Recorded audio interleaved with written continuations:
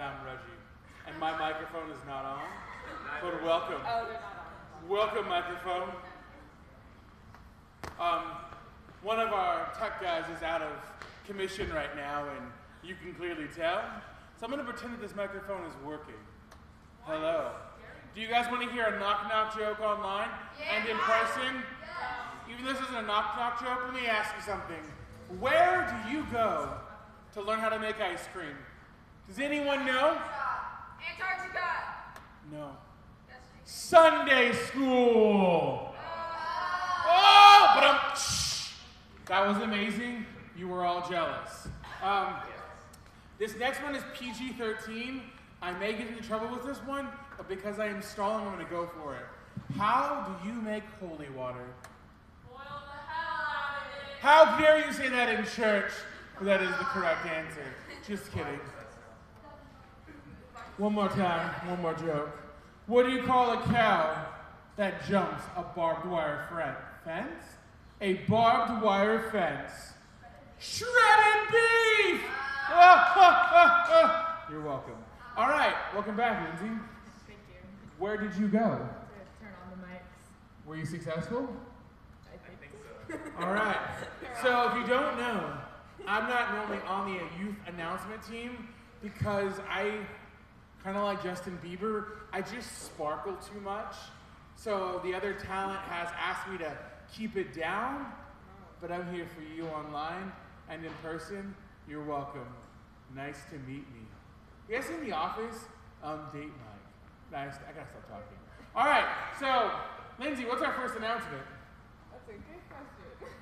Let's see. It's about this Sunday. Hold on. Okay, so Lindsay's announcement is this Sunday we are meeting in person and online, but we are formulating our church back to one combo group. So we are now meeting once again at 10 a.m. on Sunday, one service, in person or online. Some of you guys are thinking in person, yes, but not just in person, indoors. We have been meeting outdoors for the last couple of months. It has now hit the temperatures of 30 and 40 and 50 degrees, and it is just too cold. So the question you may ask yourself is, what about masks? What about COVID? Well, COVID is very real. And it's still a situation, so social distancing, we are going to ask for everyone. When it comes to masks, we're going to leave it up to your families. We are going to have a mask zone and a non-masker zone. Therefore, you can choose where you feel safest. However, if you are a non-masker, you may not sit in the mask zone. Thanks, church. I'm going to try that one more time. If you are a non-masked individual, you may not sit in the non-mask. Oh my gosh. Okay, thank you very much. I'm killing it up here. Next announcement, Reggie, thank you very much. Next Wednesday, we have a Christmas party for the youth group. This Christmas party is a happy birthday Jesus celebration. And unlike most Christmases where we forget that Jesus even had a birthday, now I know some of you are sitting at home saying, well, Christmas wasn't Jesus' actual birthday. Yes, I know that. I have known that for a long time. However, we are going to symbolically still represent it and still celebrate him. So what is that going to look like? Next week, we are asking each one of you, Tara, Layla, Bryn, if you're watching, Summer, we're going to ask each one of you, if you choose to come to this celebration, bring a gift for Jesus. How do you do that? Think of something that the Lord would want. Does he want you to clean your room that your parents have been asking for forever? Does he want you to volunteer your time at a homeless shelter? Do you have $5 you could donate to feed the homeless, to feed the needy? Do you have $10? I have a cough. I do not have COVID. If I cough, no COVID. There we go. Continuing forward, if you have any kind of donation or gift you want to give people less fortunate, that would also make the heart of the Lord happy. If you just want to write him an incredible birthday card, telling him everything he has done for you and how amazing he's been for you, bring that as a gift. But next week, don't come empty-handed. You don't have to have money. You simply just have to invest some of your time and some of your energy, and we're asking for you to bring a gift for Jesus. We're also going to have a big birthday cake. We're going to blow it out. luckily, Jesus doesn't eat the cake, so we get to eat it for him. So we're going to celebrate that. And then we're going to have this big opportunity just to share what God has done in our lives. And I know with COVID, it's a bummer time right now, so we don't like to focus on the positives. But God has done some truly great things. So we're going to celebrate Jesus next Wednesday. And in 3 weeks, we have winter camp. With that, we have an awesome guest speaker tonight. As you noticed, Reggie's up here now, so he's not going to be preaching the message. But the person who is really, really amazing and really awesome, and I love her very much. So please welcome up Maddie Warman, and I'm going to pray for her. Maddie. They give you more energy than I've ever done. And with that, I'm going to pray Maddie in real quick. Lord, thank you for just who Maddie is and everything she is, and I pray that you will be able to speak to all of us and through her tonight, Lord, and you'll be able to use her to get your message across. In Jesus' name, amen. Okay. Hang on. Okay. Let me just get situated. Okay, this is going to be pretty brief. And brief by my definition, we'll see how long it goes, because I can talk for a long time if you didn't know. So, I'm Maddie, and I intern here, and I was told to share something, like, about how I've grown in my faith over COVID, because I've actually experienced a lot of growth, and it's been pretty crazy. But first, I have to start out with a disclaimer. So, if you've ever heard Reggie preach, he'll talk about the Enneagram, and he'll say how he's a 7, and I'm an 8. And just because 8 comes after 7 doesn't mean they're similar, meaning Reggie likes to have fun and is on to the next thing, and I'm pretty harsh. Yes. So if I come across very preachy, just give me a signal and be like, hey, you're hurting our feelings or something, So just give me a signal. But with being an yeah, I know, we'll see. But with being an 8, I'm pretty blunt. So if I have something on my mind, I'll kind of just say it how it is. And that's not everyone's cup of tea, which I've realized. And I'm growing in slowly. But I've always been interested, because I remember when I first became a Christian 3 years ago, I started reading the Bible, and I was like, I'm not really a feely kind of person. I have emotions, I do. But if something's very profound, but it's really makes you feel good, it doesn't really connect with me. I kind of like Debbie Downer kind of things. I'm like, that's deep. I felt that, I'm a little odd in that way. For example, some really sad songs about bad things. Oh, that's my jam. That's my jam.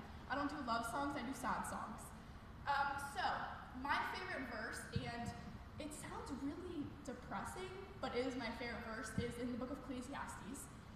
And if you've read Ecclesiastes, it's not everyone's favorite book to read, because the theme is that life is meaningless. Yeah.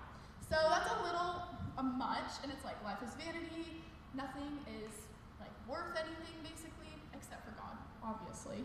So, in Ecclesiastes, verse 14 in chapter 7 is, enjoy prosperity while you can, but when hard times strike, realize that both come from God. Nothing is certain in this life. Now, most people would be like, that's really depressing. And I'm like, I know, but it's so comforting for me, and I've never realized, why do I like that verse so much? It's life can be good and enjoy it, but hard times are coming fast, soon, and I'm like, oh, okay, cool. And that's kind of my personality, I kind of expect the worst. This is kind of in line with who I am. But I think this verse is literally the definition of COVID.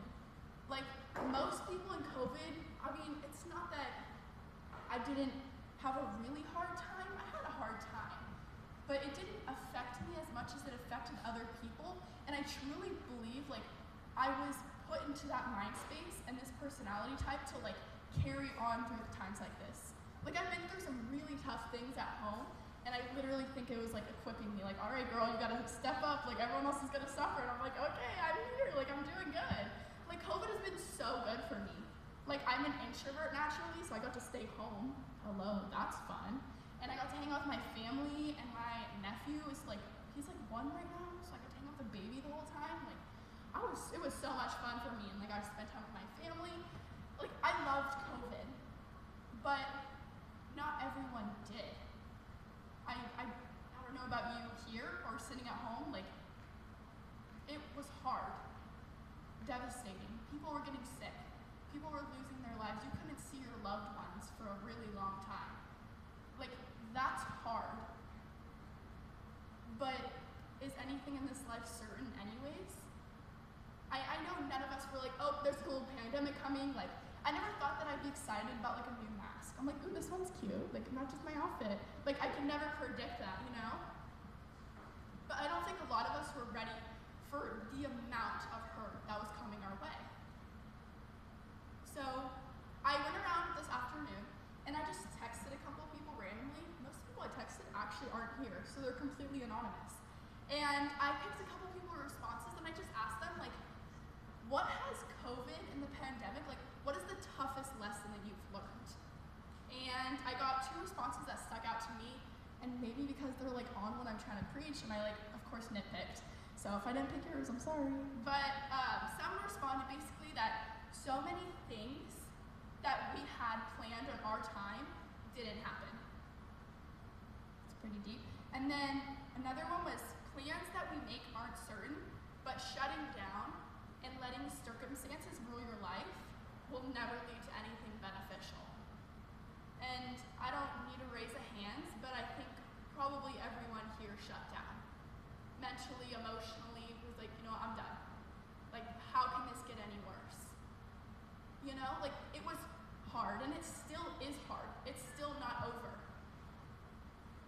But that doesn't change that God's sovereign. That doesn't change the fact that good things are still happening. But that does change how all of a sudden our vision was on ourselves. Where we're like, oh, okay, well, like, I'm having a hard time, so it doesn't matter what's going on in the world. Because I can get like that too, where it's like, well, I'm having a really bad day, so I'm not doing anything for anyone. Do you ever, like, this is a little side note, but like, when I was in high school, I'd be like, you know, I'm having a bad day, I'm not smiling today. So I'd walk into class first period and I'd smile. I'm like, no, I swear I was supposed to be having a bad day. Like a side note, but I feel like we get in that mindset where it's all about me. But that's contrary completely to the Bible, to God, what he says. It's not about us at all. And if you want an example of that, is Matthew 22, 37 to 39. Jesus is talking and he says, love the Lord your God with all your heart and with all your soul and with all your mind. This is the first and the greatest commandment. And the second is like it. Love your neighbor as yourself. Where in that did it talk about self-love? Like, where in that did it talk about loathe and your pain? It didn't. Like, maybe this is, okay, I'm gonna take a step back. I'm being a little bit harsh. I'll put myself in it. Like, I've been in those positions where I'm like, woe is me. Like, my life is so hard, I've been through so much. It doesn't matter what other people go through. You know, like, I'm just having a hard day, so it doesn't matter. But that's completely contrary to what being a Christian is. And I don't know if you guys watched Bob's message this past Sunday. It was really good. I watched it yesterday, and a quote that he pulled out, I don't know who it's from, but it is, God first, others second, I'm third. God first, others second, I'm third. But that doesn't make sense to some people where it's like, how am I third? Like, how am I supposed to function if I'm on the bottom? Like, that doesn't make sense to me. But if you think about it, if you ever do something for another person, it makes you feel better. Does it? Does it not? A response? Usually it does, yeah. Sorry, the lights are really blinding. I'm gonna need like a... It makes you feel better. And that is biblical, but it's not our nature. And then you're gonna ask me, but like, how do I do that, Maddie? Like, how do I put myself at the bottom. Well, it's easy. You do the opposite of what society tells you to do. Culture is all about right now self-love. Take care of yourself, and it'll just manifest onto other people. No, it won't. Because you'll be fixing yourself forever. Because very clearly, we didn't need Jesus if we just had self-care. That's good, I just need to take a bubble bath and a face mask and I'm good. I'm sorry. Does that make you a nicer person? No, it doesn't. But how do I step into, I'm putting others before me? Like, how do I love my neighbor as myself? Well, it's something as simple as talking to other people. Heck, even praying for other people. The quick, like, hey, Jesus, I hope you do good in this test. Like, let's reverse that. Like, hey, God, I hope the person next to me does good in this test. Because once you start praying for other people, your problems get smaller and smaller and smaller. Because more people keep popping up. Or it's like, I have a friend who's struggling with school. I'm like, okay, I'm on it. Like, let's pray together. Or like, my sister's having a hard time. Or my parents are having a hard time. Or my stepmom, or whatever. But all of a sudden, my problems are zero because I'm not thinking about them as much. So I don't go into that cycle of self-loathing and self-care and my love turning into something selfish. And of course, this is so much easier said than done. So much easier said than done. But starting with prayer is actually something I've learned in this season, is like actually praying for other people. We are reading this book in the internship where it's 40 days straight and each passage is about prayer. And Reggie was like, oh, well, I started a prayer journal. And I was like, cool. Congrats. Like, okay.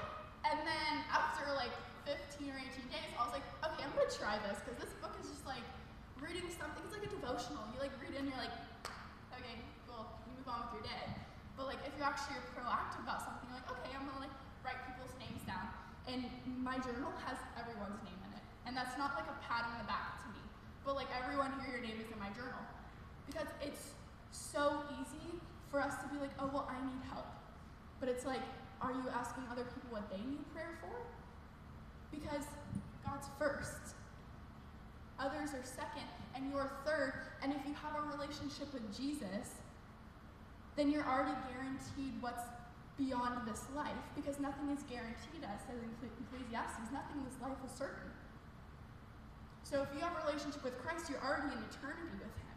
You already are going to heaven. What about others, though? That's the issue. Is the person next to you going to heaven? Or your parents? My parents, I don't know. My sister, my family's not Christian. Like, that should always be my number one priority, but it's not. Because I get so caught up in like, oh God, give me this, give me this, give me this. But it's like, I gave you everything you need, I forgave you. You have forever with me, why do you need anything else? I'm like, oh, but I just want like the new iPhone, you know? Like, I got it, but like, that's besides the point. Like, it doesn't increase the value that you have as a person the more you ask for things. The more you have, if you realize materialism, the more you want. It's this vicious cycle. You keep feeling worse and worse and worse about yourself. But if you start sharing the love that you have from Jesus with other people and loving people the way you wanted to or want to be treated and wanted to be loved on, then you bring Christ to them, and so they have the number one thing you need. God's first. So they have God. So you move on to the next person. Because once you have one person, like once I was discipled by Billy, that doesn't mean like, oh, good, he's done. No more disciples, I'm done. No, it keeps going because then I keep making disciples and my disciples make disciples. And because society is contrary to Christianity. God is first. Others, and spreading the love of Jesus to them and caring for them and praying for them is second. And you come third because you're taken care of. Because Jesus already did it. He already lived the perfect life and was murdered on a cross for you and for what you did wrong. So you don't need anything else. You're good. We're going to be in heaven, partying it up. I'm not really an imaginative person. I don't know what I'm going to be doing in heaven. Probably making to-do lists. I'm really excited. I like to-do lists and I'm going to check them all off. But like, you already have it. But other people don't. Like, my family doesn't. And it's not that easy. But you have to get over yourself. I need to stop being selfish. Like, I just need to walk outside my door, open my door of my room and go downstairs. Like, love and show the love that Jesus has shown you on the cross. It's as simple as that. God first, others are second, and you are third. And with that, I'm just going to pray it out. I'm so sorry. Did I hurt any feelings? No? Okay, cool. I'm just making sure I'm a little bit harsh, but I'm just going to pray us out. I mean, that was pretty quick.